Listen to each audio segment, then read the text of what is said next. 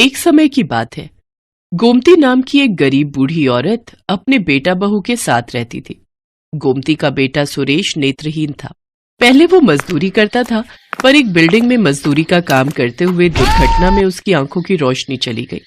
सुरेश परिवार में इकलौता कमाने वाला था, पर अब आंखों की रोशनी न होने के कारण वो घर पर ही रहता था।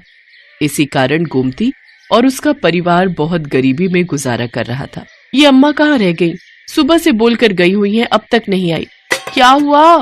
क्या गिरा दिया? वो पानी का गिलास रखा था, वहीं गिर गया। दिखता नहीं इन आंखों से, क्या करूं? मेरे कारण तुम्हें और माँ को कितनी परेशानी हो रही होगी। माँ को भी घूम घूम कर काम मांगना पड़ता है।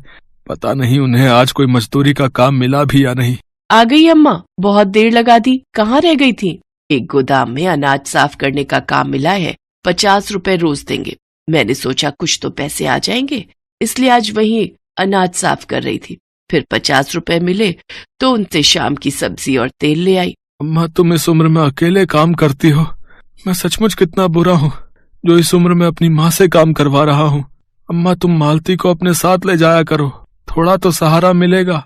नहीं बेटा, मैं तुझे अकेला नहीं छोड़ सकती। तुझे दिखाई नहीं देता। अगर पीछे से तुझे किसी चीज की जरूरत हो तो कम से कम मालती तेरे साथ रहेगी, तो मुझे चिंता नहीं होगी। गोमती अब रोजाना ही अनाज के गोदाम में काम के लिए जाती और शाम के समय 50 रुपए लेकर घर लौटती। एक सुबह जब गोमती काम पर पहुंची तो मालिक की पत्नी भी वहां मौजूद थी। सुमित्रा, गोमती बहन आ गई हैं। कल वसंत पंचमी की पूजा के लिए जो भी मंदिर की साफ सफाई करवानी है वो करवा लो, गोमती बहन कर देंगी। मालकिन, आप बता दो कैसे सफाई करनी है, मैं कर दूंगी। वो सामने मंदिर बना हुआ है, अच्छे से साफ सफाई करके माता सरस्वती की मूर्ति को सजा देना। और उसके बाद कल पीले चावल का प्रसाद भी बनेगा, उसके लिए बोरी में से चावल भी निकाल कर साफ कर देना। गोमती बहुत मेहनत से माता सरस्वती के मंदिर को सजाती है। पीले पुष्प माता सरस्वती के आसपास सुशोभित हो रहे थे। माता सरस्वती का मंदिर बहुत सुंदर लग रहा था। गोमती बहन, तुमने तो मंदिर बहुत सुंदर सजाया है। माता सरस्वती की मूर्ति बहुत प्यारी लग रही है। एक काम करना, कल तुम जल्दी आ जाना, फिर प्रसाद बनाने में तुम मेरी मदद भी कर देना। गोमती बहन, चिंता मत करो, मैं तुम्हें 50 रुपए और दे दूंगा। अब कल तुम बसंत पंचमी की पूजा में हाथ बटाओ। ठीक है मालिक, मैं आ जाऊंगी। अच्छा मालकिन, चलती हूँ। गोमती घर चली जाती है और घर जाकर अपनी बहू को वसंत पंचमी की पूजा के बारे में बताती है। अम्मा, फिर तो कल हम पेट भर के पीले चावल का प्रसाद खाएंगे। तुम ज्यादा ले आना, मुझे पीले मीठे चावल बहुत पसंद है। हाँ बहू, ले आऊंगी। मालिक मालकिन बहुत अच्छे हैं, वो मना नहीं करेंगे। अगले दिन गोमती काम पर पहुंचती है। मालकिन की तबीयत ठीक नहीं थी। गोमती बहन, मेरी तबीयत ठीक नहीं है। आज सुबह से ही ब्लड प्रेशर बढ़ा हुआ है। डॉक्टर ने आराम करने के लिए कहा है। मैंने तो सोचा था कि मैं तुम्हारे साथ मिलकर पीले चावल का प्रसाद बनाऊंगी, पर मेरी तो उठने की बिल्कुल भी हिम्मत नहीं हो रही। अब तुम्हें अकेले ही प्रसाद बनाना पड़ेगा। कोई बात नहीं मालकिन, आप आराम करो, मैं प्रसाद बना लूंगी। गोमती बहन, तुम अकेले इतना प्रसाद कैसे बना पाओगी? तुम कहो तो मैं किसी और को भी तुम्हारी मदद के लिए लगा देता हूँ। नहीं नहीं मालिक, मैं कर लूंगी, आप चिंता मत करो। गोमती भले ही बड़ी उम्र की महिला थी, पर वो बहुत मेहनती थी। वो कभी भी काम से नहीं थकती थी। उसकी उम्र भले ही 60 बरस की थी, पर उसमें बहुत साहस था। गोमती मन ही मन माँ सरस्वती का नाम लेकर प्रसाद बनाती रही। माँ सरस्वती, आपके आशीर्वाद से प्रसाद अच्छा बन जाए, बस इसी कामना से ये मैं मीठे चावल का प्रसाद बना रही हूँ। जय माँ सरस्वती, जय माँ सरस्वती। गोमती की सच्चे हृदय से की जा रही प्रार्थना माँ सरस्वती के कानों तक पहुँचती है। नारायण नारायण। गोमती पर अपनी कृपा दृष्टि कीजिए माते। गोमती इस उम्र में भी गरीबी और दुख के दिन व्यतीत कर रही है, फिर भी उसके चेहरे पर कितनी शांति है। वो आपका नाम लेकर मीठे चावल का प्रसाद बना रही है। वो जानती है कि उसके घर के हालात कैसे हैं, फिर भी वो अपने दुख को मन में दबाए पूरी श्रद्धा से अपना कार्य कर रही है। तुम उचित कह रहे हो पुत्र, मैं भी कब से यही देख रही हूँ। पर गोमती की परीक्षा लिए बिना मैं उसके दुखों को कैसे दूर कर सकती हूँ? इसके लिए मुझे उसके पास जाना होगा। माते, मीठे पीले चावल खाने का तो मेरा भी बहुत मन है। ठीक है पुत्र, तो तुम भी मेरे साथ पृथ्वी लोक पर चलो। और आज वसंत पंचमी के शुभ अवसर पर मीठे पीले चावल का आनंद लो। माता सरस्वती एक साधारण औरत का रूप ले लेती है और नारद मुनि एक बालक के रूप में आ जाते हैं।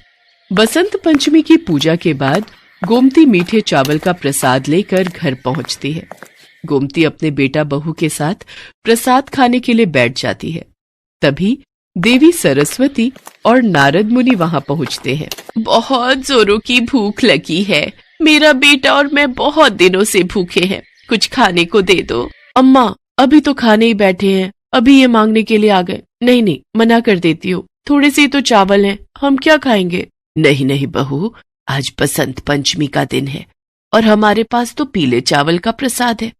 ऐसे द्वार पर आए किसी भूखे को खाली हाथ लौटाना अच्छी बात नहीं है। एक काम करो, तुम और सुरेश चावल खा लो, मैं थोड़े से इन्हें दे देती हूँ। अम्मा मैं भी थोड़े से ही खाऊंगा, तुम मेरे हिस्से के भी दे दो। बहू देखती है कि गोमती और सुरेश ने अपने अपने हिस्से में से थोड़े थोड़े चावल उन्हें देने के लिए निकाल दिए हैं, तो वो भी अपने हिस्से में से थोड़े से चावल निकाल देती है। अम्मा अब तुम दोनों निकाल रहे हो तो भला मैं पूरे चावल कैसे खा सकती हूँ, थोड़े से चावल मेरे में से भी निकाल लो। गोमती एक प्लेट में पीले चावल निकालकर औरत और बालक को दे देती है। साक्षात माता सरस्वती और नारद मुनि चावल का प्रसाद खाकर मन ही मन मुस्कुरा रहे थे। तुम तीनों ने अपने अपने हिस्से के चावल हमें खिलाकर हमारी भूख शांत कर दी। गोमती, मैं तो तुम्हारी परीक्षा लेने आई थी, तुम सचमुच बहुत दयालु हो। इतना कहते ही माता सरस्वती और नारद मुनि अपने रूप में आ जाते हैं। उन्हें अपने सामने देखकर गोमती और उसकी बहू हाथ जोड़कर खड़े हो जाते हैं। माँ, मुझे भी अपने दर्शनों का सौभाग्य दो, मैं भी अपनी इन आँखों से आपके दर्शन करना चाहता हूँ। माता सरस्वती अपना एक हाथ उठाती हैं, तो उस हाथ में से रोशनी निकलकर सुरेश की आंखों पर पड़ती है और सुरेश की आंखें ठीक हो जाती हैं। उसे दिखाई देने लगता है। अम्मा अम्मा, मेरी आंखों की रोशनी लौट आई, मैं देख सकता हूँ। माता सरस्वती आपकी जय हो, जय हो माँ। जय माँ सरस्वती। माँ, आपके दर्शन करके मैं धन्य हो गई, मेरा जीवन सफल हो गया। तुमने मुझे सच्चे हृदय से याद किया था गोमती, और जो भी भक्त सच्चे हृदय से निस्वार्थ भावना से मुझे याद करते हैं, उन भक्तों पर मेरी कृपा सदैव बनी रहती है। अब तुम्हारे गरीबी के दिन दूर हो जाएंगे, तुम्हारे घर सुख समृद्धि का वास होगा। इतना कहकर देवी सरस्वती और नारद मुनि अंतर्ध्यान हो गए। सुरेश की आंखों की रोशनी लौट आई थी। अब गोमती ने मजदूरी करना छोड़ दिया। मालिक और मालकिन को जब ये बात पता चली तो वो भी गोमती के लिए बहुत प्रसन्न होते हैं। गोमती के अच्छे स्वभाव को देखकर मालिक सुरेश को अपने पास ही काम पर रख लेता है। माँ सरस्वती की कृपा से गोमती के परिवार में खुशियां लौट आती हैं।